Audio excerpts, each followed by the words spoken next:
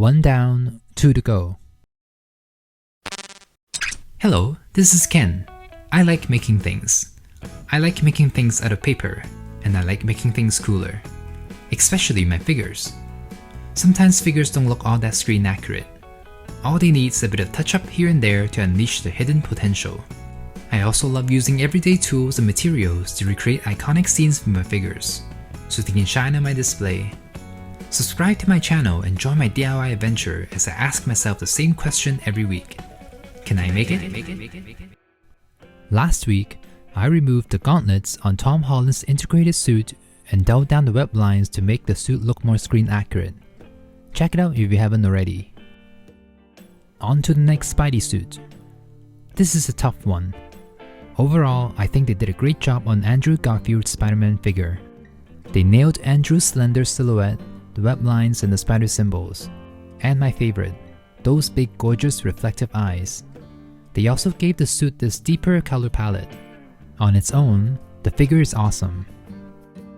Here's the knockoff Marvel Select custom I did. It's interesting that my custom ended up being very similar to this new figure. However, as part of the No Way Home trio, his suit looks a tad too dark or dull. These three figures don't look cohesive as a group. Let's deconstruct this figure. There's an FAQ on the paint and brushes I use in the description box below. When I first unboxed the figure, my initial reaction was, oh, this figure is darker than I thought. It looks fine under bright lighting, but in regular lighting, it looks quite muddy. I believe it's because the black web lines blend into the red at a distance. I do appreciate that they used a deeper red and not an orange red. I do think this figure is good. I just feel like the suit will look even better if it's a bit brighter. But here's my dilemma. In Amazing Spider-Man 2, his suit did have a more cool tone color palette. The best thing about that particular suit is how vibrant and metallic the suit looked. That said, in No Way Home, his suit was less wine red and more tomato red, if you get what I mean.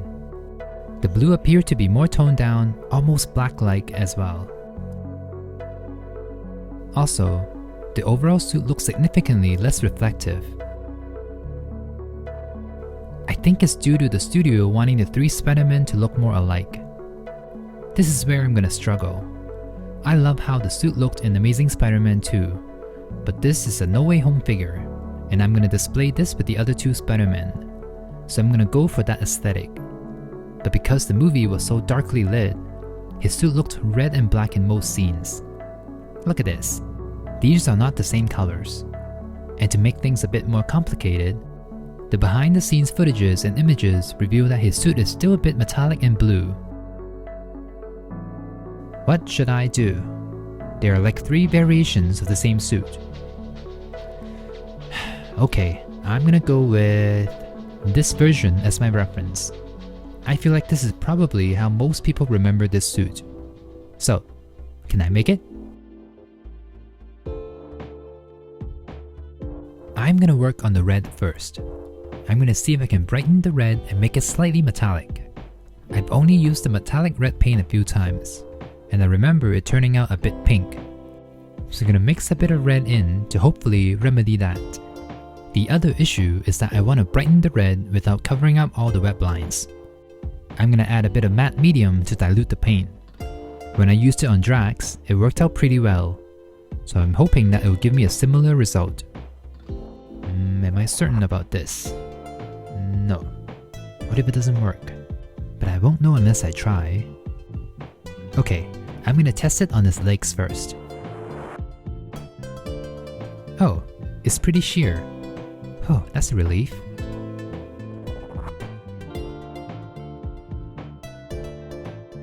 Look, the red is brighter and the web lines look more metallic. That's really cool. I feel better about this now. Let me continue on. My main concern isn't the red necessary. I'm more worried that I may end up covering up the web lines too much. I'm not redoing the web lines. That's gonna be too much work for me. And I don't think I'll be able to do that many lines cleanly.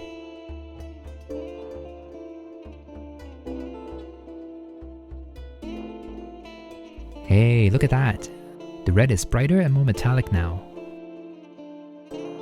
On to the blue. I want the blue to be darker but still a bit metallic. So I'm gonna mix blue, black, and silver together to get a color like this.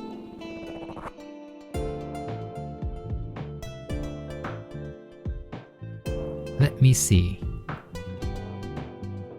Ah, that's a pretty good match. But it's like a touch darker. In the movie, the blue is quite desaturated. I don't want mine to be that desaturated. It'll look too much like Tom Holland's suit. Here are the legs with the darker blue. It's pretty good.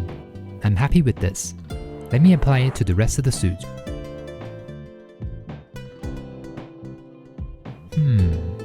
The colors look okay, but I don't like how hollow the red looks. It reminds me of cheap metallic plastic. Let me rub a bit of red over it to saturate the color a bit more. It is looking more vibrant. I don't think it's making it look better though. Is it? I can't tell anymore. Something isn't clicking. Maybe it's the blue? Let me rub a bit more of the metallic paint to make it more reflective. Okay, the blue looks great. The red, not so great. I think I made it worse. The vibrancy is there, but the wet lines are now disappearing. Let me mix myself a gunmetal color.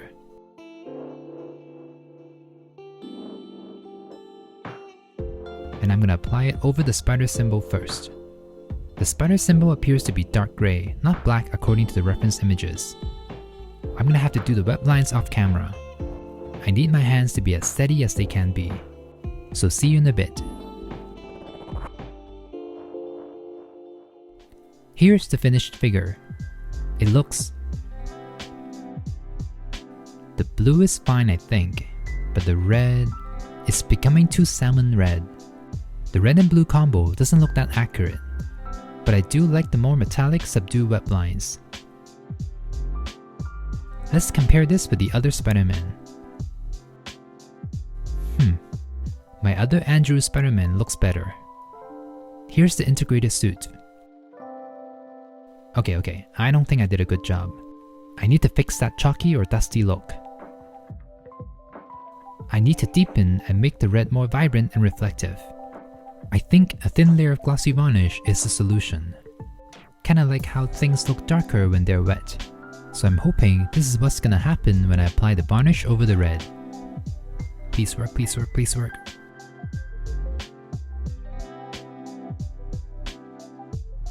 Let's have a look again. Oh, the red looks a bit better.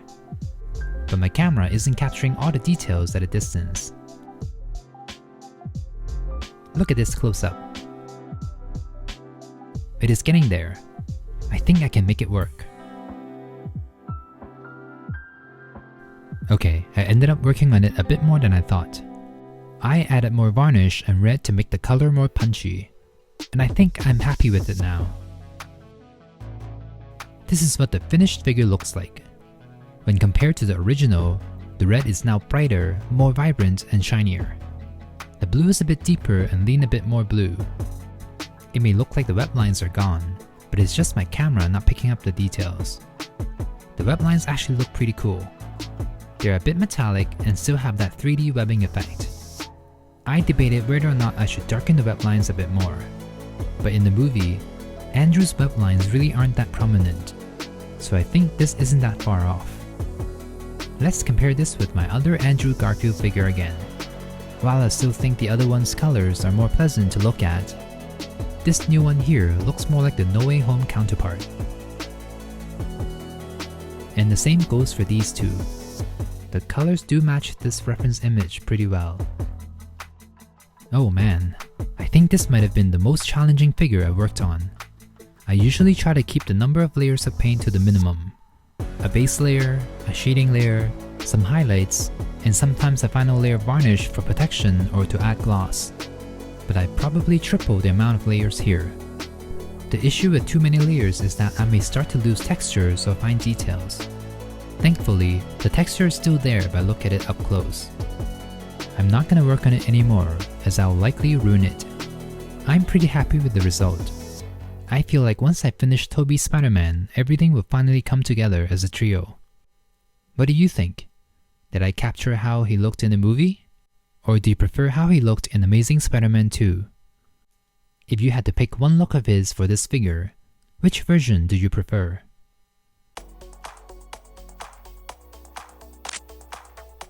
Alright, let's end this with a photo shoot. This is probably my favorite Spider-Man costume. It is the perfect translation from comic to live action. The design works in both mediums. It's like the best of both worlds.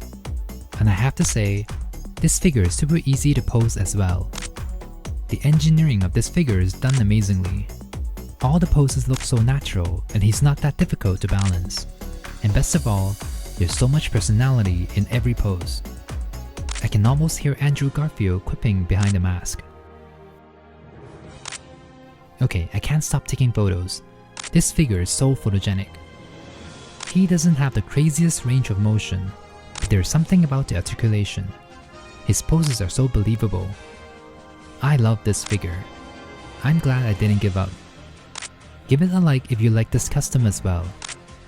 Subscribe to my channel because there's one more Spidey I gotta work on.